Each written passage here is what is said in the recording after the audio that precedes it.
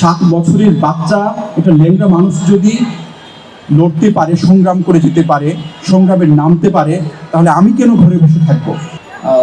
নাস্তা করে তার রুমে একটা চিঠি লিখে তারপর চলে যায়। তার মা জানতেন না, আমাদের মা জানতেন না তার ব্যাপারটা। শহীদ আনাস হাসিনা পতনের কয়েক ঘন্টা আগে শহীদ হন। তার বুকের ভিতর গুলিবিদ্ধ হয়। আসলে আমাদের মায়েরা এখানে আছেন, বসে আমাদের বাবারা আছেন, যাদের কোলের সন্তান আজকে তাদের সাথে নেই।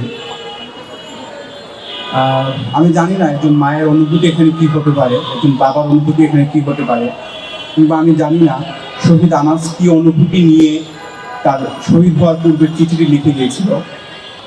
একটা ক্লাস 10-এ পড়ুয়া ছেলে তার দেশের জন্য, তার জাতির জন্য কতটুকু ভালোবাসা থাকতে পারে আমার জানা নেই।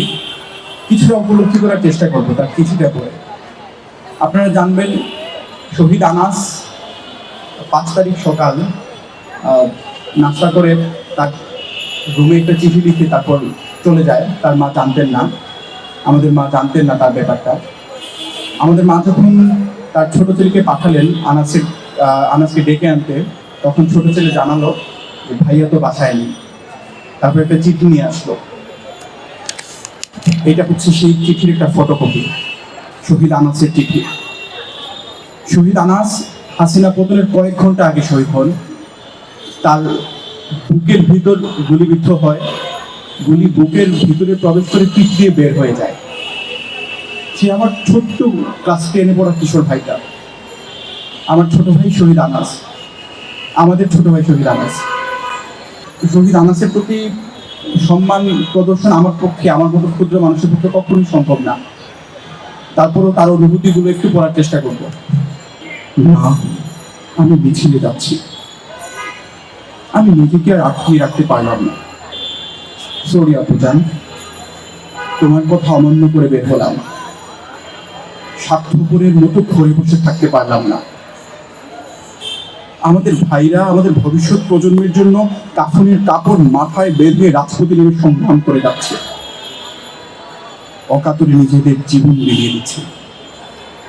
একটি প্রতিবন্ধী কিশোর, 7 বছরের বাচ্চা, একটা ল্যাংড়া মানুষ যদি লড়তে পারে, সংগ্রাম করে যেতে পারে, সংগ্রামে নামতে পারে, তাহলে আমি কেন ঘরে বসে থাকবো?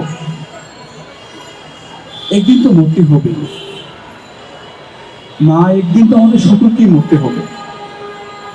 তাই মৃত্যুর ভয় করে স্বার্থপরের মতো ঘরে বসে না থেকে সংগ্রামে নেমে গুলি খেয়ে বীরের মতো মৃত্যু অধিক শ্রেষ্ঠ। তাই মৃত্যুর ভয় করে স্বার্থপরের মতো ঘরে বসে না থেকে সংগ্রামে নেমে গুলি খেয়ে বীরের মতো মৃত্যু অধিক শ্রেষ্ঠ। যে অন্যের জন্য নিজের জীবনকে বিলিয়ে দেয়, সেই প্রকৃত মানুষ। আমি যদি বেঁচে না ফিরি, তবে কষ্ট না পেয়ে গর্বিত হয়ে। আমি যদি বেঁচে না ফিরি, তবে কষ্ট না পেয়ে গর্বিত হয়ে। জীবনের প্রতিটি ভুলের জন্য ক্ষমা চাই। এটি তোমার আনাস, তোমাদের কলিজার টুকরা আনাস।